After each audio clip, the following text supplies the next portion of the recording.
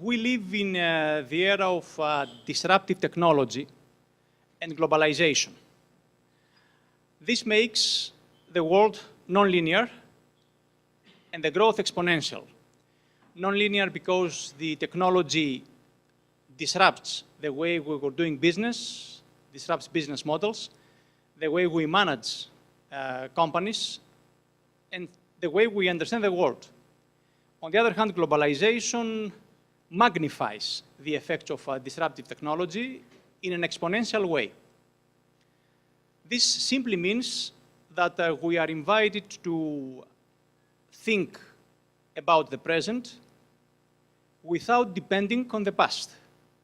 What we used to know is irrelevant most of the time, or many times. Therefore, we need to implement our understanding on new patterns, complex most of the time. And therefore, we need to develop what experts call it learning agility. Being an economist, I would say, the way I understand it, how to learn, unlearn, and relearn. Learning is in the DNA of ALBA. It is in the DNA of all schools. And ALBA facilitates learning through academic research, through our degree programs, MSc, MBA programs, through our executive development programs, through our applied research. However, our top priority is for this learning and knowledge to be relevant. That's why we are a business school, business and school at the same time. In the process of that, we have decided to launch this year the Leading Scholars Series. This particular series, the purpose of it is to give the opportunity to all of us to engage with the best, to mingle with the best, to learn from the best, to debate with the best. That's the purpose of the series, to bring along, for all of us, the stakeholders of ALBA and the business and the local business community, the best. And that's what we are doing today. Today is the inaugural lecture of the series, and we bring the best. Dr. Peter Cappelli from the Wharton School. Really the best for something that aims to be facilitating the learning of all of us. So please join with me to welcome the series, the Leading Scholars Series, and a leading scholar, the best, who is going to be giving to us the inaugural speech. So let's welcome the Leading Scholars Series and Peter Cappelli as the first speaker in this particular series. I would like to invite Professor Kyriakos Kyriakopoulos, our Associate Dean, to introduce our speaker to us. Kyriakos? We're tonight here for a special treat. In this special treat, I would like, first of all, to acknowledge the presence of 3 ALBA board members, Mrs. Efremoglu, Mr. Argyros, and the chairman of the board, Mr. Beoglu. So I would like also to acknowledge the presence of CEOs from Citibank and Royal Bank of Scotland, and also the presence of alumni, executives, and of course, many ALBA executive MBA students who benefited from the teachings and the ideas of Professor Cappelli over the weekend in the course Talent Management we had over this weekend. We are honored to have with us Professor Cappelli, who can share many of his path-breaking ideas on employment, labor economics, and industrial relations. Starting the introduction of the speaker, I would like to say that our speaker is management professor at Wharton School of Business. He's also director of the Center of Human Resources. And his work in labor economics and industrial relations has a long pedigree, starting with his formal training at University of Cornell and University of Oxford. Of course, he has continued his work in his various academic engagements in MIT, in University of California at Berkeley, as well as the University of Illinois. And through these years, his ideas have found, favorable ears among the popular press. He's a regular contributor of Wall Street Journal, of Bloomberg, as well as other media, while he's advising governments and institutions like the World Economic Forum at Davos, as well as the OECD and the IMF. What is interesting in the ideas of Dr. Cappelli? His ideas are refreshing, as well as clearing the cloud that shrouds very contentious topics about employment and the way we see, or we are used to see employment the last 50 years. With books like The Skills Gap, the books about talent, or about new business practices in India, his work is opening new areas of how to talk and think about the organization of employment. We are used to know the full-time employment model as the standard, as the given, and even in this country as the holy grail of the sacred cow of the way we organize employment. In Greece, we have the word kektimena, which connotes what is given, what is hard to change, and what is non-negotiable. In the course of time, we come to understand through the writings of Professor Cappelli that this type of labor relationships have been, an exception. And what we're used the last 30 years was not always the case. But actually, before that, and probably after this type of model, as we see this model changing with temporary work, with contingency work, we have to be open to explore new relationships in the employment field.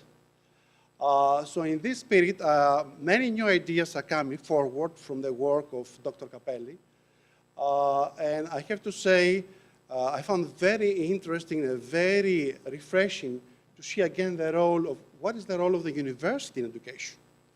We hear many times that the universities and colleges are to blame for the skills gap, that employers have difficulty to find the right skills in the labor market. And it's not an example, it's not only a problem in Greece, we keep hearing that despite the monumental unemployment, but we see this reality even in the United States. Also, we hear things about, we have the opportunity to learn about things like why, we have to see new ways, the way millennials manage older workforce in companies. We see this new reality, and many times companies are at all how to manage this new reality.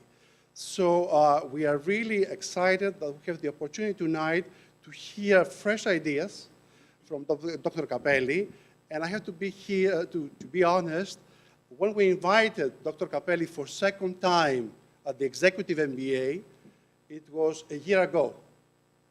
And the invitation was strategically positioned one week after the US elections, the presidential elections.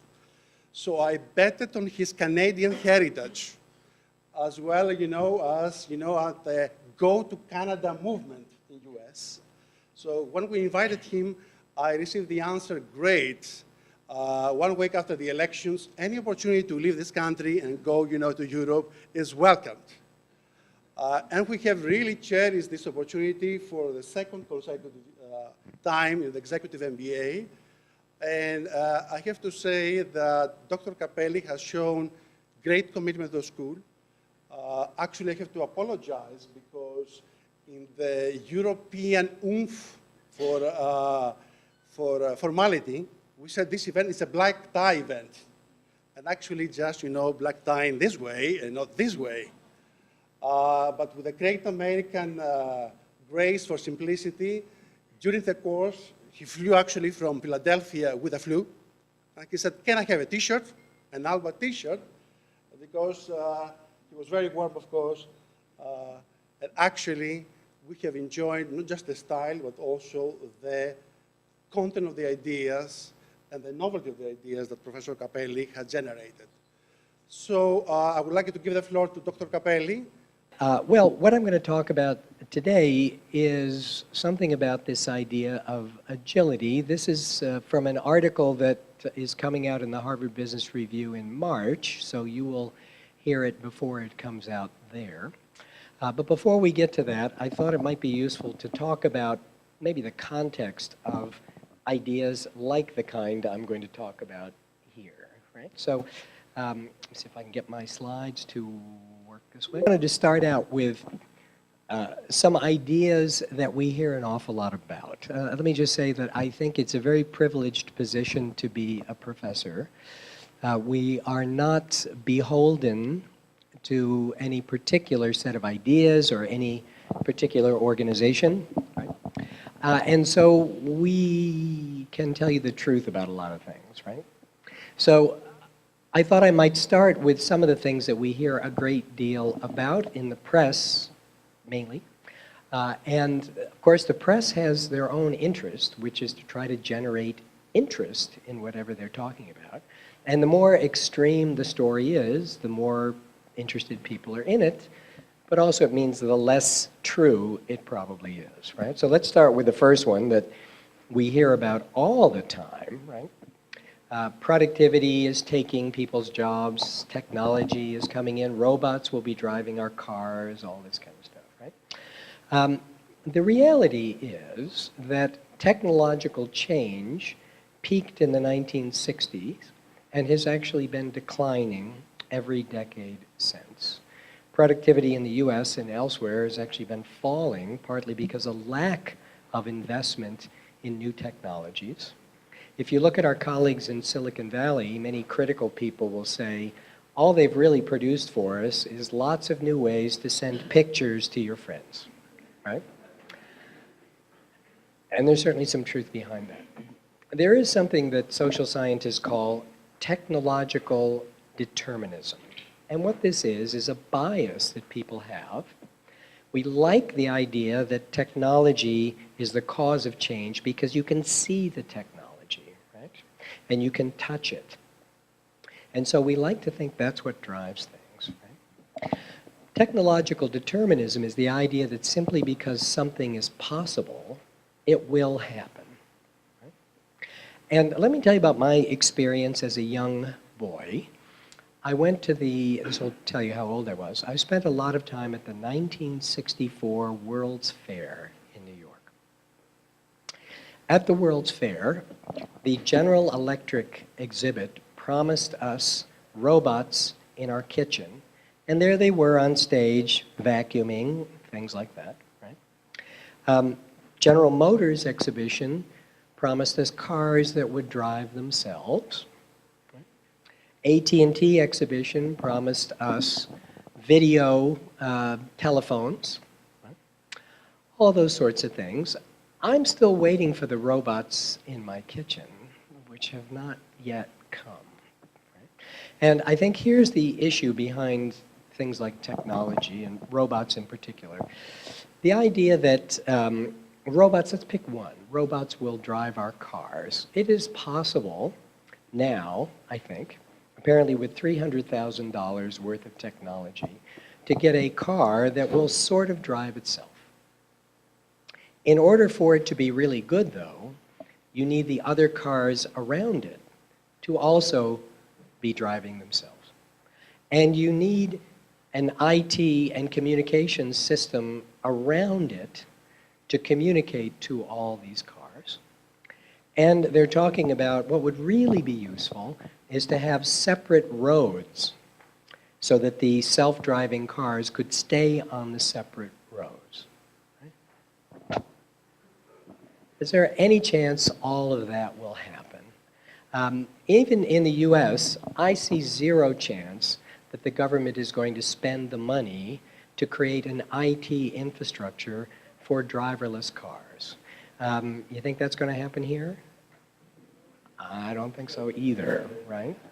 And if you think about it, the big push concern was that truck drivers are going to go out of business, right? Well, you think, what does your typical truck driver do? They deliver packages.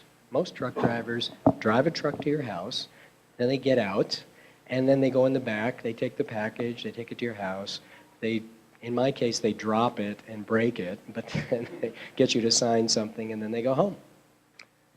If you had a driverless truck, you'd still need somebody riding along with a robot to get out of the truck, get the package, walk it to your door, get somebody to sign for it. There's no package company that's going to pay for a robot to drive a truck and still have to have somebody sitting next to the robot. So, and here are a couple of other things we haven't thought about.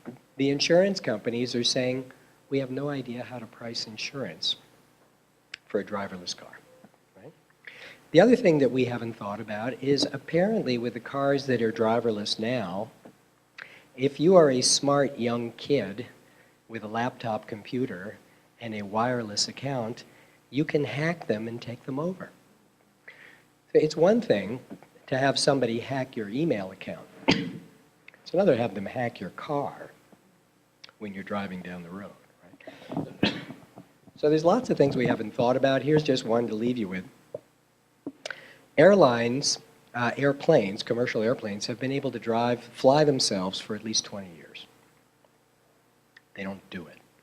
And the reason is not because of the technology, it's because all the other things around it that we haven't figured out and are not comfortable with yet, right? Let me talk about millennials for a minute, and let me tell you that this, and I'm sorry if there are millennial consultants in the room, because I think this whole topic is a complete waste of time. And let me tell you why there is no evidence whatsoever for this idea of millennials. The first thing that you might want to know is that no demographer has ever said that there is a millennial generation. Demographers are people who study this. It's only consultants who've made this claim. That might give you a little pause, right? And here's the mistake that demographers know and the consultants do not. Right?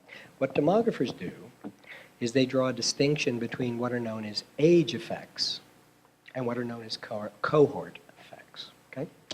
When you were just out of school, when you were 22, what was your big priority that you'd be willing to share with a group of strangers? What was top of your list of... Find a job. Well, good, your parents were happy with you. And that is the ALBA career person over here telling you that. For most of us, it was social life, right? Parties, dating, that sort of stuff. You get a little older, in your late 20s, it is hard to party quite so hard and get up the next morning and show up to work. Many people after that get married. What happens to your partying once you get married? And then after that, many people buy a house or an apartment. What changes when you buy a house? You have to pay for that every month. And the idea that you're going to tell your partner, let's just quit our jobs and travel around the world for a year. You can't do that because you own that house. And then the next thing that happens to many people is they have children, right? And what happens when you have children? Your life is over. Over. What do you need when you have children? Money and stability. You can't take the job in Berlin and just pull your kids out of school. And you need lots more money because kids are expensive. These are called age effects. They happen as you grow older. They happen to you. They happen to me in the US. They happen to people in China. They happen to your parents. They're probably going to happen to your parents, your children, right? These are age effects. A cohort effect says there is something profound that happened to your classmates in their formative years, roughly age maybe 8 to 12 or something like that, that was countrywide, that left a mark on them for the rest of their life. So usually we think of things like living through a war, right? Or, you know, some profound social disaster, leaving a mark on people like that. Take something big. And here's the mistake the consultants make. They'll survey the employees in your company, and they'll find the 22-year-olds saying, my big interest is social life, work-life balance, that stuff, right? And you know what they'll say? They'll say, those millennials, they're like that. It's not because they're millennials, it's because they're 22. And they're not going to be like that when they're 40, right? So they confuse age effects with cohort effects. In the US, for example, you'll hear them say that my group, my age group, they'll call us the workaholic generation. Well, let me tell you, I remember when I was 22, our parents said we were the laziest generation ever. We didn't know how to work. We couldn't put in hours. And we now are the workaholic generation. What happened? We got kids, we got married, we got houses. That's all. Right? And here's maybe the last thing about this. This is a US story. Even if it was true, it says nothing about what's happening in China, or what's happening in Greece, or what's happening in any other country around the world. Right? I can tell you with some certainty, we wrote a book about this in China this year, that the young children in China are really different than their parents. The young people in the US are not different than their parents were when their parents were 22. How do we know this? Because you can just look at the data. You can look at surveys about their attitudes, 22-year-olds today, and you compare them to what 22-year-olds said 10 years ago. And it's almost identical. And you can compare that group to what 22-year-olds said 10 years before that. And it's almost identical. So there's no evidence in the US that this is true, and you should ignore all this stuff. Now, it could very well be in Greece that after this financial crisis, young people are going to be a little different. That could be. But they're also going to grow up, right? And they will change in the same way that you changed. Right? All right, let's get to my punchline here. And that is there are things that matter quite a bit that we should be paying attention to. And that is really ideas are the most important factors in what shapes business. So if you look through the history of modern corporations, which is a US invention, corporations, right? The last century, what were the big changes that really mattered? Well, scientific management, right? The design of jobs created by Frederick Taylor, who taught at the Wharton School, made the assembly line possible, and lots of other production systems. It was an idea, it wasn't a piece of technology, right? The DuPont Corporation invents the multi-division firm, made modern corporations possible, to have a separate division for black powder, for fertilizer, for gunpowder, right? Most companies do this now. The idea in the late 1970s that business strategy was something that you should think about, actively how you position your firm against somebody else. This began with academic ideas. The notion we'll talk about in a minute of top-down control systems, the rise of Japanese management practices around the world, and most recently, this topic of financialization, which really just means putting shareholder interests first, has had an enormous and profound effect on how companies operate around the world. Not a piece of technology, nothing about demography, it was an idea, right? All of these things were ideas. So the idea I want to talk about today, and something which we believe is a big deal, but let me just tell you, I'm not a consultant, I'm not pushing this idea, I'm just telling you what we're seeing, is this idea of Agile. And Agile is not what many of you think it is. It's not what you hear from the press. So here's what it's about. It got started, first of all, it does not mean flexibility. Lots of companies talk about becoming more agile, be more flexible. It's not about flexibility. It is about something else. It got started as a well-known idea in 2001. And it started at the Adobe company on a retreat that the IT people were doing. Particularly these computer programmers went on this treat, and they were trying to figure out, what do we know about how to design good software? What do we know about how to do it? And they wrote down a list of points. It's a very short thing. And I suggest you go read it, because you can read it in about 3 minutes. If you just search that term, Adobe Manifesto, Agile Manifesto, you'll find it. And here's what it's about. It is a way of organizing work, and particularly a way of organizing projects, which turns out to be faster, simpler, cheaper. That's hard to beat, right? It also tends to be one that generates innovations. And in the world of software, as you probably know, in programming, new software is almost always an innovation. It rarely just builds on the previous piece of software. It's not just an extension, but really new software tends to be something which really is an innovation. And here's the essence of what Agile is about. These are two software guys who pioneered this approach. And they said the essence of it is we are putting people and their interactions above the idea of the processes we have, and particularly the plans that we have. Now that doesn't sound like very much, but let me give it to you in a practical context, and that is, think about this question. Suppose you had a project team about to do something, they're working on something, and they were doing things with money that the CFO and your financial plan for the project didn't agree with. Who's going to win? In the Agile system, the project team wins every time.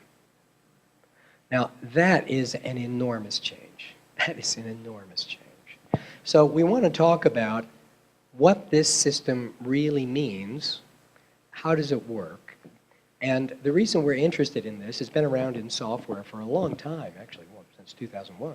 It is spilling over to traditional businesses. And those are businesses in financial services, in manufacturing, in pharmaceuticals, all over the place. And we're hearing about it in the field. We're not seeing it in the press yet, but we're hearing about it over and over and over. And I should have said at the beginning, this is work that I've been doing with a colleague named Anna Tavas, who's at NYU. And she's the person running around the country talking to all these companies and finding out what's going on. But let me tell you what it looks like.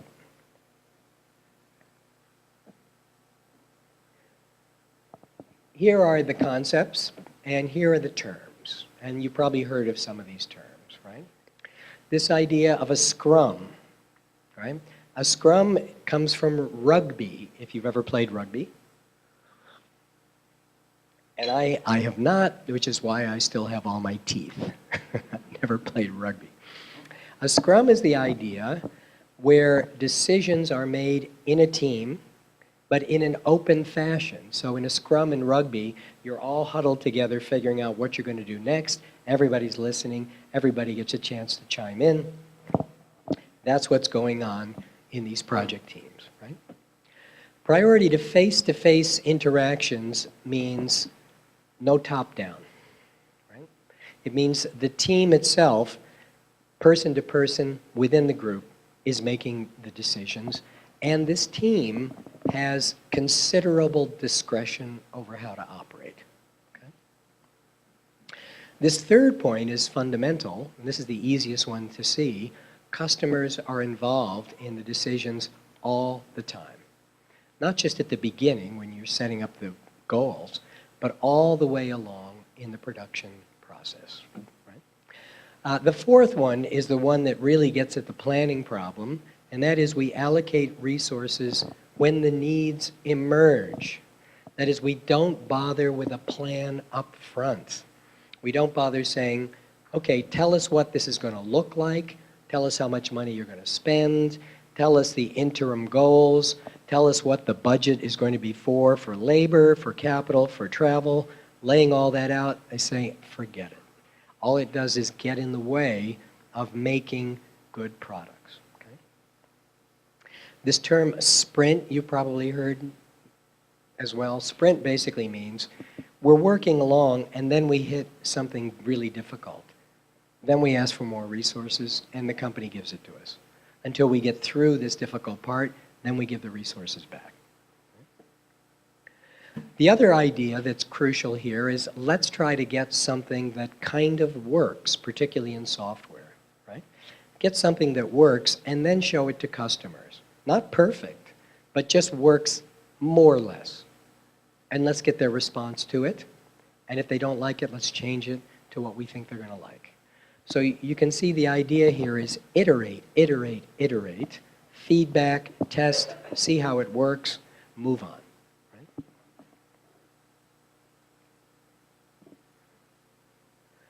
Now, I like this little cartoon here because what it tells us is rather than cooking by the recipe, the chef is testing stuff.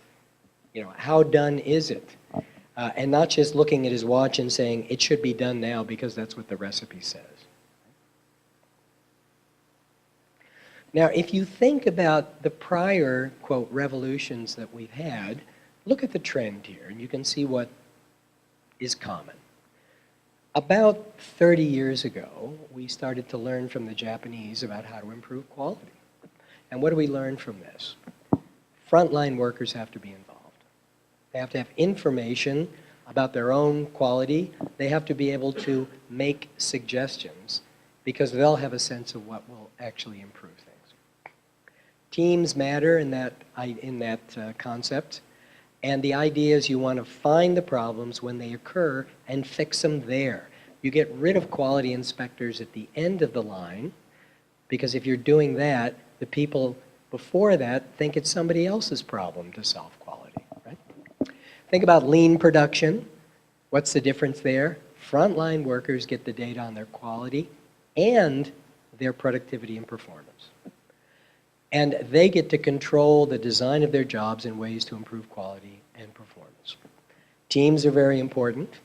Finding quality and performance problems and fixing them soon, that's the idea. And this spills over from the team to the vendors. Right? What is Agile?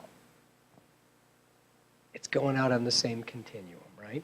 It's saying frontline workers control projects. They don't just get data. They don't just have the opportunity to make changes. They actually control the whole thing, including controlling the goals. So the company will tell them, we want you to work on this problem. We'd like software that will solve this problem. And the team may very well come back and say, that problem we can't solve, but we can solve this problem right next to it. So the actual goal may change from what the team discovers. The team controls the schedule as they go along. The team controls budgets and resources. Right? And the team does almost everything. In this case, they're trying to find problems even in the design phase. They're pushing it back further and further and further. Right? So in some ways, this Agile is maybe not quite a revolution. It is an extension of a revolution, you might call it a revolution, changes that have been underway for the last 2 generations, but particularly the last 25 years. Now, when you give engineers a simple concept, it ends up looking like this, right? So this is actually the diagram from one of the consulting firms that is selling advice on how to do Agile. It's a pretty simple idea, but you give it to engineers, they've made it enormously complicated. Right?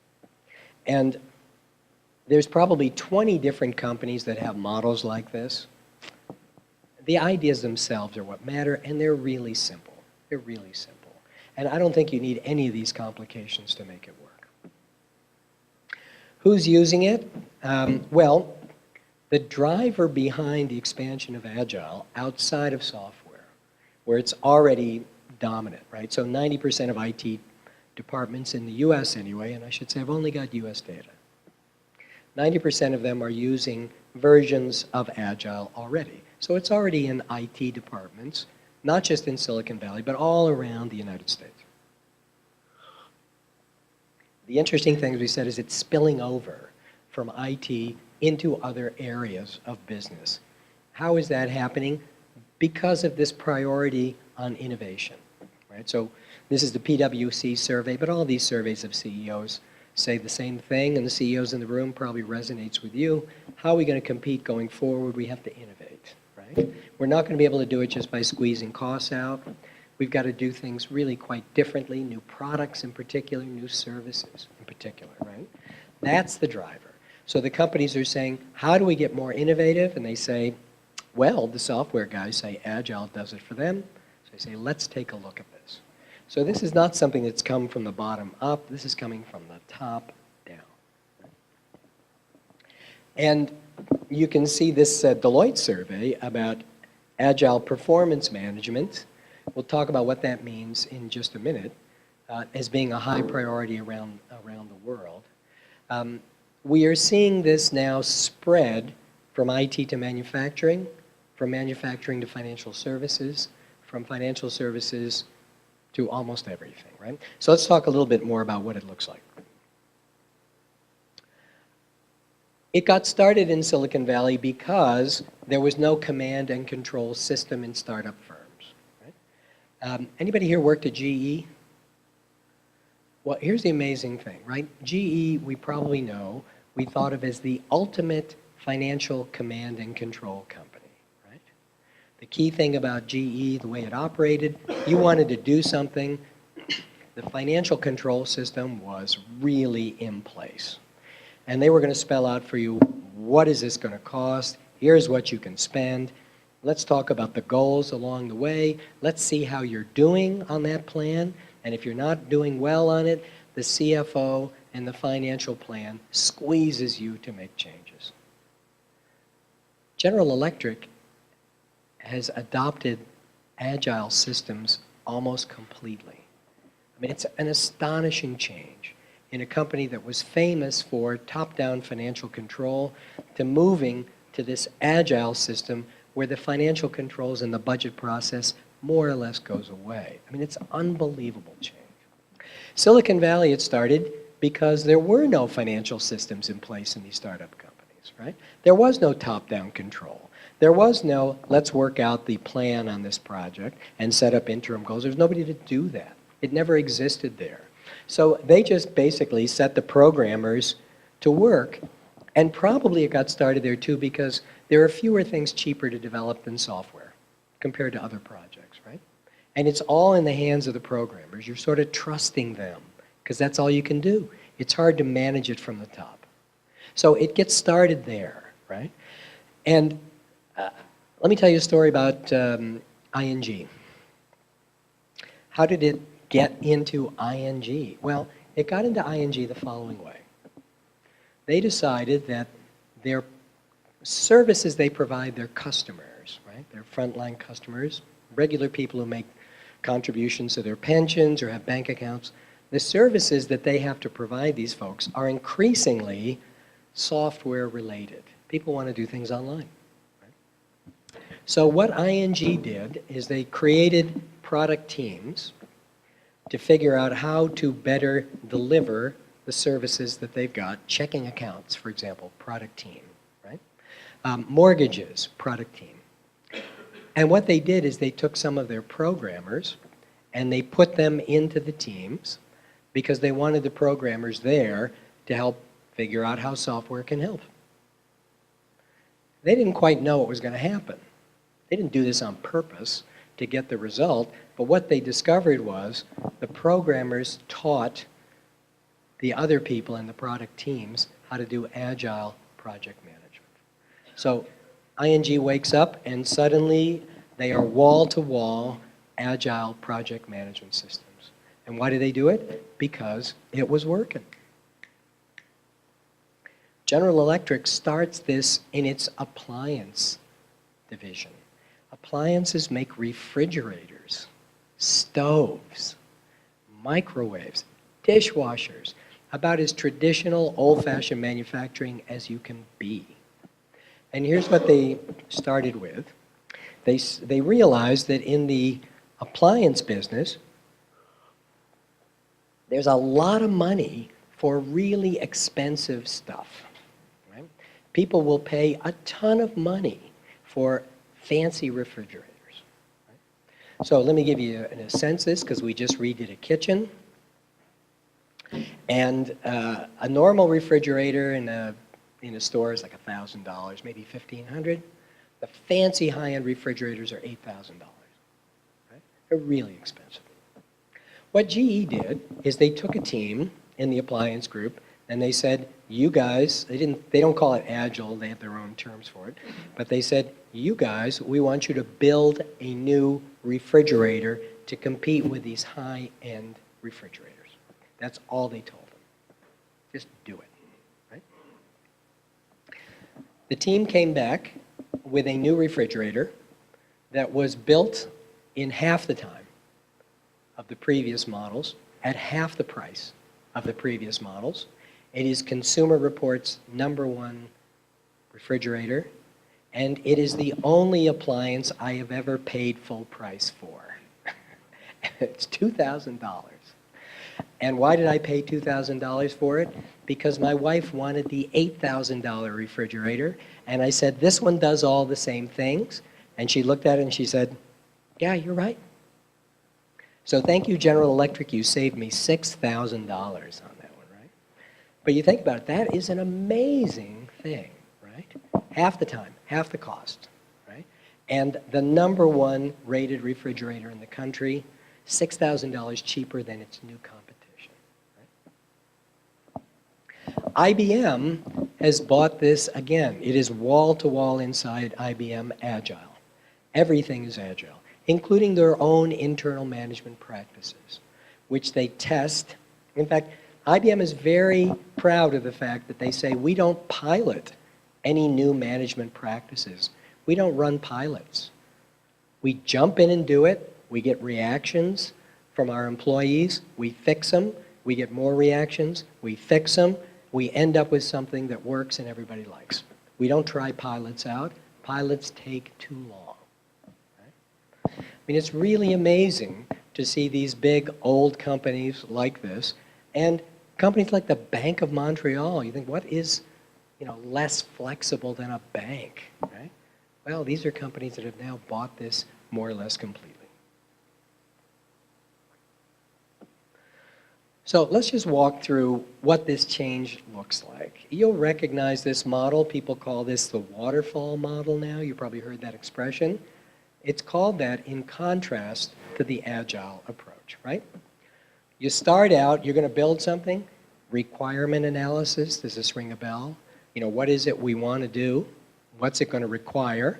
Then we do system design. Then we try to implement the change. Then we test it. Then finally, after that, we roll it out. And then we worry about maintenance. And along the way, you've got all these steps, right? Bang, bang, bang, bang, bang, bang, bang. And everything has to be worked out up here before anybody down here gets a chance to actually try to do it. Right? So what does it look like after we're done with this? What does Agile look like? It starts with the customers. So the company says, as GE did, go build a better refrigerator. So the team in charge of that, not the strategy folks, not the planning folks, not the marketing research folks, the team in charge of that goes to their customers and says, what do you want? What's the problem, right? They get a budget, but the budget looks different than the budgets that you and I have seen before. First of all, internally, they can spend it on anything. They don't get a separate labor budget, a separate capital budget. They just get a budget, right? And the budget is flexible. They don't get interim targets on the budget. And they can come back and say, we need more for this. For sprints, we need more for this. Then, as I said before, they try to get something that's a prototype, maybe just what the refrigerator looks like. And they say to the customers, what do you think? What do you think of this looks like? If they don't like it, they change it. Right? They redesign it. Right? And when they need more resources, including more people, they ask for them and they get them. Now, what does this imply for the way we manage the business? Well, this is how we got interested in this, because we started to see the changes in human resources, and then we started to see where this was coming from. So what does this mean? Well, one of the things it means is companies getting rid of performance appraisals. And the reason they're doing this is because they say, our projects now are on cycles that we cannot predict. There is no one-year project. Project may take 6 months. You may be onto another project after that that's 4 months. Why do we have an annual review for you when the work you're doing is not on an annual cycle? It doesn't make any sense. The idea of having you set goals, right, for yourself that cascade down from the business goals doesn't make any sense. Because the goals are changing all the time based on customer feedback and based on what the team itself decides is going to make sense. A single supervisor giving you feedback and doing your review, that doesn't make any sense. You're working in these teams the whole time. Right? The idea in Agile is feedback, feedback, feedback from the customers. So shouldn't it be feedback, feedback, feedback from your supervisor and from your peers? So that's the goal. That's what they're trying to do, right? So get rid of the old appraisal system, so they say. You probably know the story that IBM and GE gave it up a little while ago. So did a bunch of other companies, most of the tech companies, and all the professional service companies dropped traditional performance appraisals along the way. Learning changes as well, because learning has to be much more just in time, right? IBM has got these systems to help people learn what they need to learn, when they need to learn it. And the artificial intelligence aspect of this is they know what you've done before. They have a pretty good sense what the gap is just from looking at what you've done before and what you're trying to do now, and they feed you training programs. You should be doing this, you should be doing this, you should be doing this, right?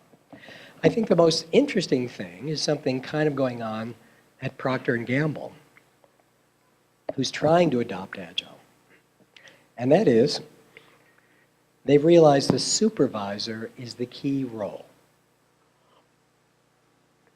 We've downplayed the role of supervisor for quite a while, right?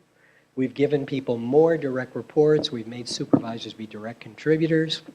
And they say, look, the supervisor function, the feedback, the communication, that is crucial. We haven't done this very well. We've got to rebuild that, right? Let me move ahead to maybe some of the last ones here, and then we can stop and take your thoughts. Compensation. Well, one of the things you see, things are project-based, not annual. So why don't we have pay that reflects projects, right? So, you know, Macy's is a department store, right? So they've moved toward more bonuses, less annual pay increases. The bonus is based on individual contributions when they happen. Bonuses for management teams based on when the project finishes, how well you did on the project. These are startup companies, and what they concluded was that merit-based pay was getting in the way of teamwork. Right? So they said, let's get rid of merit-based pay. The idea that individuals would go to their boss, which happens a lot in the US, and say, you know, I'm really underpaid, you should pay me more. Here's why, I've got another offer someplace else. They said, we're not doing that anymore, and we're not going to allow people to do it. If you want to do that, go someplace else. The company Patagonia, you may know these folks, they make outdoor clothing, right? Here's what they have done with their employees. They say, what we promise you we're going to do is every quarter, we will look at your compensation, and if we think the market has moved, we'll raise your pay. Right? So we'll keep your pay current with the market all the time. There are some rewards based on individual contributions, but they're really unusual. It's got to be something remarkably different. Right? Why are they doing this? They're getting rid of individual rewards because the focus for them is the team. So why are we rewarding individuals when we want people to actually operate like a team, like a group, like equals, right? Rather than treating them each differently based on individual contributions? It's the team that's the focus. Right? Recruiting. This is something you can download yourself if you want to see it. Search for this phrase, Agile Recruiting. GE has published a white paper describing what they did in order to staff up their new digital division. And a whole bunch of things changed, but here are the big things. They have a cross-functional team doing the hiring. They're looking at many positions all at once so they can swap information back and forth. Right? And they've got vendors now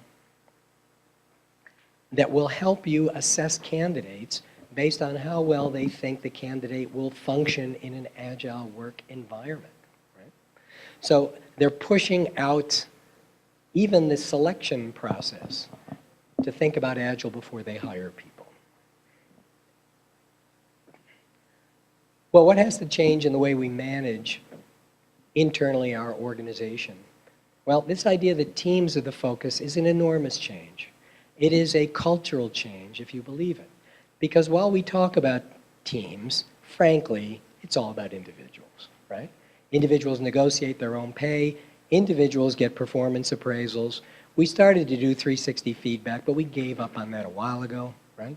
We talk teams, but it's really individuals. In this model, it really is teams.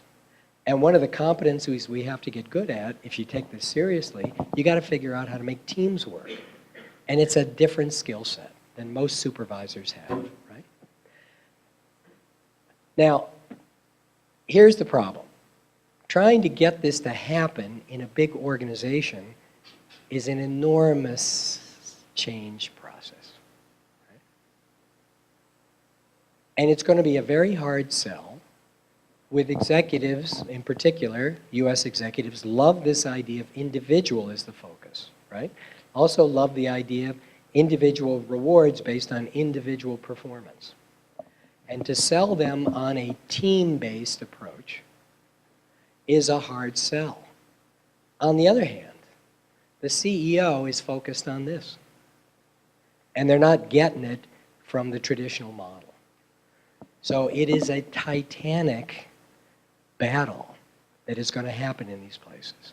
Right? And which one's going to win? Not so obvious. Now, let me tell you, at GE, are they going to roll back? I don't think so, because one of the things GE does well is change management. If they want something to change, they put an enormous amount of muscle behind it, and they make it happen. And if you're in the way, you get pushed out of the way. Is IBM going to continue to do this? I think so, because they have basically bet the company on this new approach. We've got to be innovative, or we don't have a business anymore. Companies all over the place are talking about this, are trying to see how it's going to work for them. Financial services, as I said, pharmaceuticals, all over the place. At the grassroots level, they're trying to figure out, could we do this? Let's see if we can do it in one division. Let's separate them from everybody else and see if we can make this work. What would it mean for the business if we could get this to work? Right? So I think where we are now is a lot of this is going on, and I mean a lot, right below the surface. And people aren't talking about it because it's typically a low-profile thing in their company. But if you visit a US company, just ask them, are you guys doing anything with Agile Project Management? And I bet you they will say, yeah, we got this going over here. So is it going to burst? Everybody's going to do this tomorrow? I don't know. It is basically a bet as to which of these two at the bottom you think is going to win. Right? So I think that's it for what I was going to say, unless I had another slide I forgot about. Yeah, right, there you go. A lot of companies are going to fail at trying to do this, but some of them that are going to do it are probably going to win big if they can really pull it off. Let me stop there and see if we got a minute or so for questions. Okay. Yep. Yeah.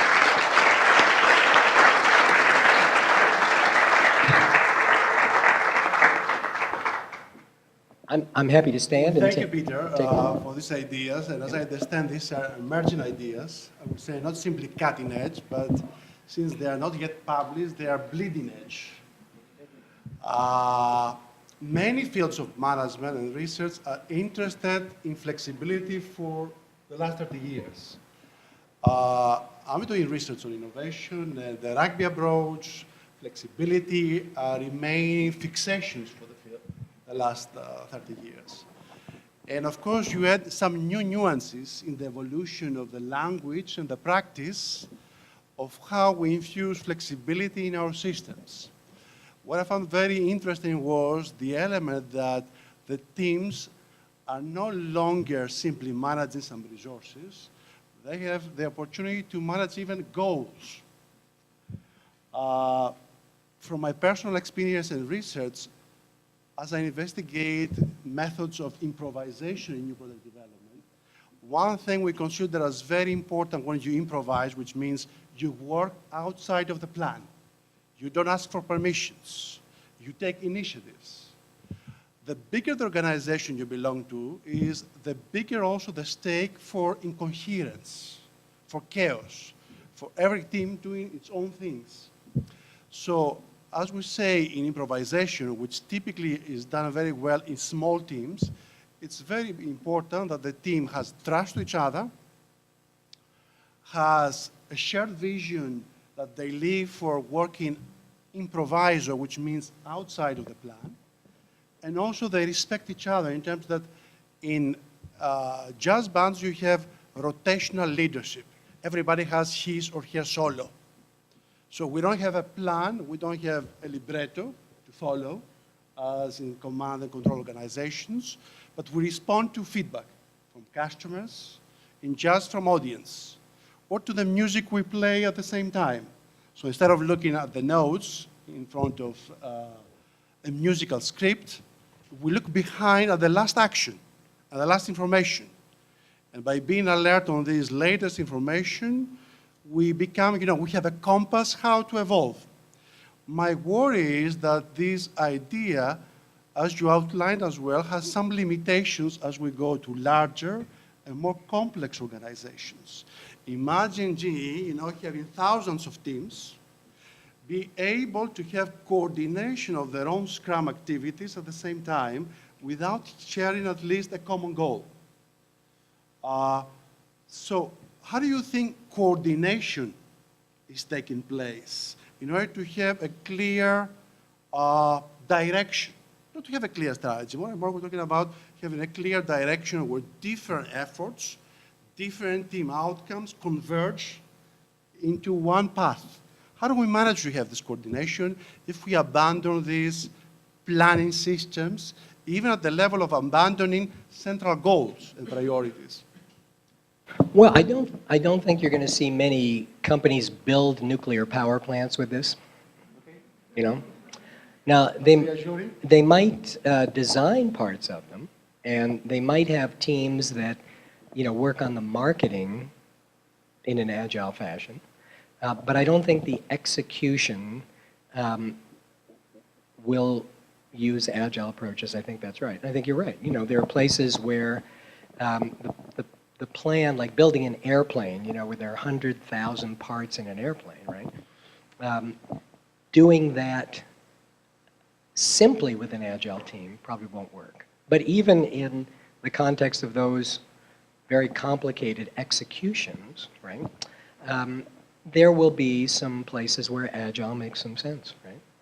And I think the other thing is that, do we really need as much coordination as we have command and control right now? So I would say in a typical company, the reason we have command and control is because of the CFO concerns. It's not because you need it to build better products. It is because the CFO wants to know exactly what's this going to cost, because the investors want to know exactly what it's going to cost. That's why we're doing it. It's not because this team has to, coordinate completely with this team over here. They just put those two guys together, and you got a bigger team, right? So I think what's driving command and control, which 1950s idea, right? This whole top-down financial control thing. What's driving that is a legacy of the way business used to operate. Do we really need that anymore? Maybe there are some places where we do, but that's the question. And I think a lot of CEOs are saying, if the choice is continuing to do that or to try something that innovates, let's innovate because this isn't working.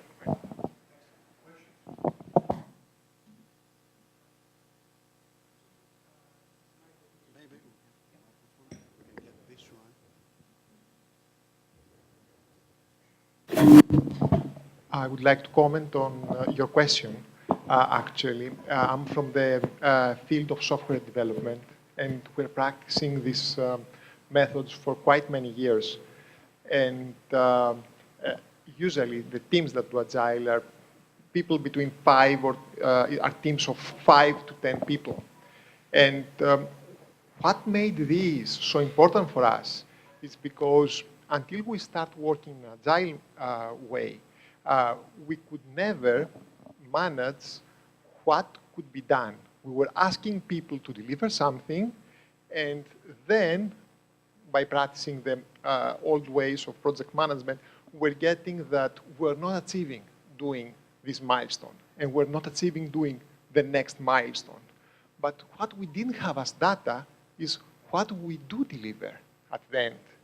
So what Agile does is by following inspect and adapt after each sprint, what we do have from each team is the velocity, how much they do deliver. And then, without asking them or pushing them to do something, we can watch how much they do and have good data of what they do. So then we can decide if we want them to continue or not continue. But now we do have data of small teams, and we can manage what you say in software area, because there are many of them, but we have all the data from all of them to see where we should steer and turn the boat, right? So I don't know if it is similar the way you are, yeah, but to me, the way I imagine it, it's a similar way of doing it for business as well. You know, I think the idea of the size of a team is important. Let's bear in mind that no team bigger than 10, no matter what you're doing, is likely to be very good, right? And if you're building an airplane with, if you're the Boeing Corporation, you have 100,000 employees, there's still points where coordination has to happen, and that only happens in groups of about 5 to 10, right? You can't have a group with 100 people in the room and get everything done. So, you know, you delegate down to these small groups, and in those small groups, yeah, you can do some of this more flexible approach. You're not going to do it in a team of 100 anyway, right? So the delegation down to who's going to represent us, that's tricky, right? And making sure that person is empowered and knows what's going on with their constituents back at the plant. But frankly, that's how coordination always got done.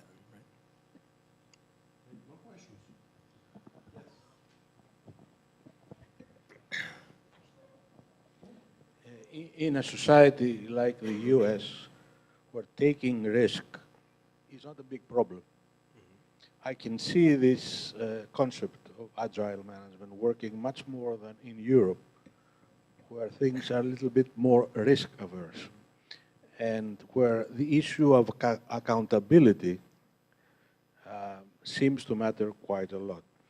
In Greece, for example, it would be very difficult to see teamwork of the kind you've described. The only groups that are actually very effective at teamwork are the anarchists throwing Molotov bombs in the Polytechnic. Beyond that, there is a concept of a dependency syndrome, where for everything that happens where you have to be accountable, always somebody else is to blame. And I would like to know if you can comment on that and how you can overcome this issue. Every CFO in the US says the same thing.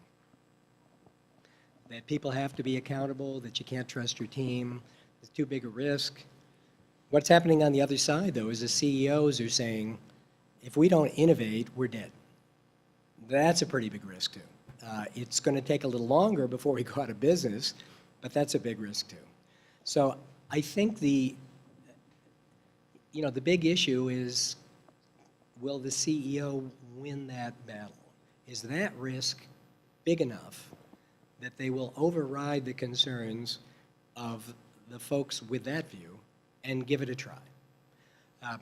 Can you get teams of people that you can trust? That is the big question. Can you get them to trust them, but you'll never find out until you give it a try, right?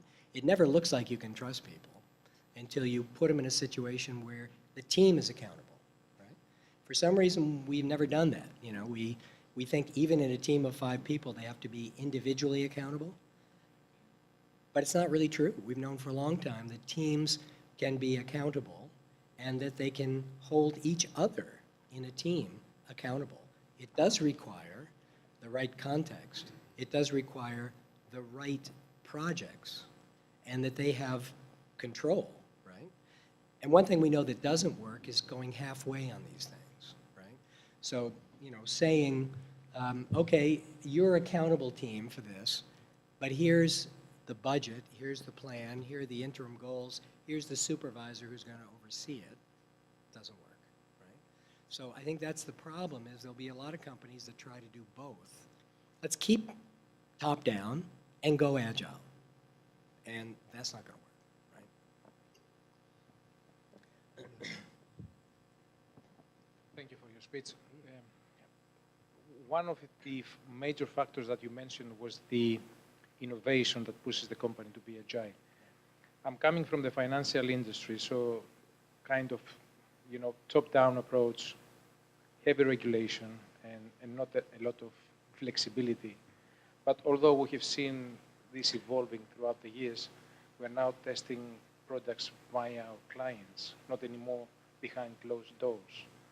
So I see some agility coming into the play, but I would like to ask you, innovation, I think, is the headline. Is there other factors that you have seen that pushing big companies, big corporations, multinationals, bringing agile into the play like what you have described? To do this, no. I mean, this is an agile play. Maybe it would save you costs, but I think in speed, but I think the CEOs, I don't think want to fight that battle. Not sure they believe it themselves, but I don't think they want to push their board and push their executives that you should go in this direction because it's going to save us money, when you have the CFO there saying, I understand how you save money, and I've got this control system in place, and you're telling me toss that out and this will be cheaper. I don't believe it, right? So I think the only argument you hear is the innovation argument.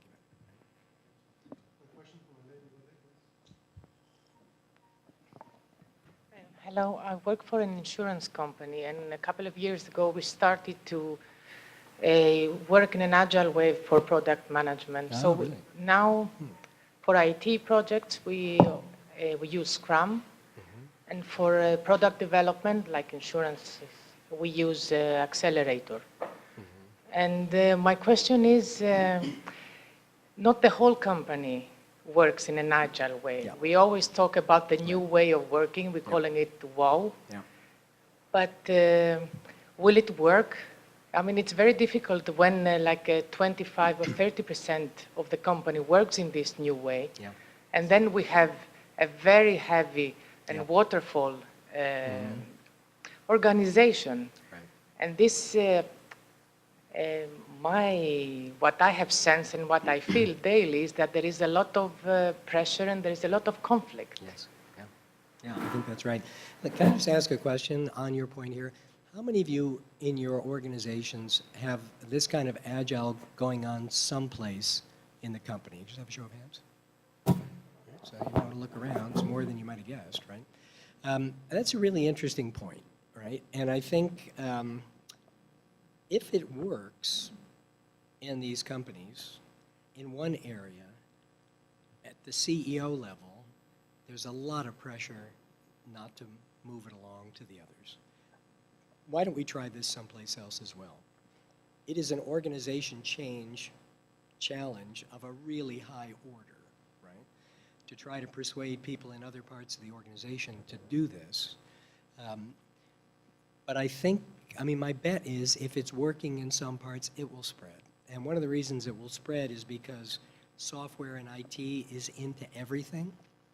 And because of that, you're seeing these agile projects because there are IT people in them. And, you know, if you've got a cross-functional team with underwriters on it and programmers, and the underwriters are talking about the waterfall, and the programmers are saying, what on earth are you doing here? Something will change, I think, when that goes on. That's my bet.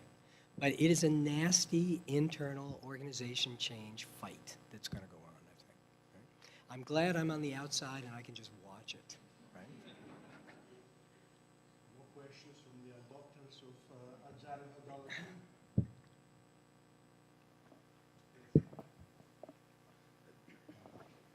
A very short and simple question, maybe I don't understand very well, but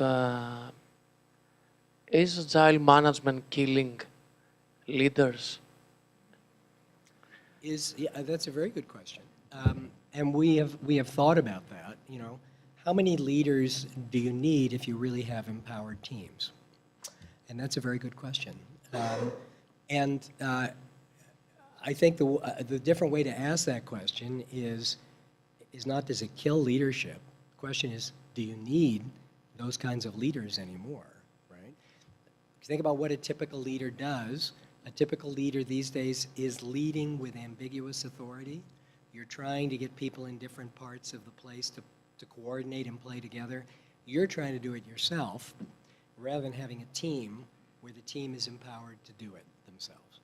Is that leader going to be better at it? I don't know, we're not so great at that right now, right?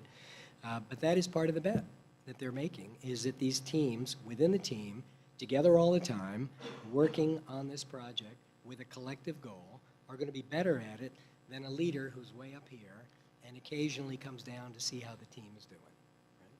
Right? That is part of the bet. A good point here is to think a little bit more wider, because your work, Peter, is also on talent management, which is simply, as you define it, the anticipation of talent needs in the future.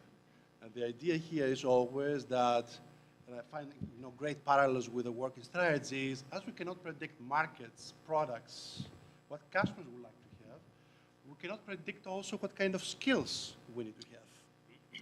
So given this advent of agile methodologies, how do you think companies can position themselves in terms of managing this anticipation and preparing internally or through outsourcing or through alliances or working with universities to get prepared for this talent?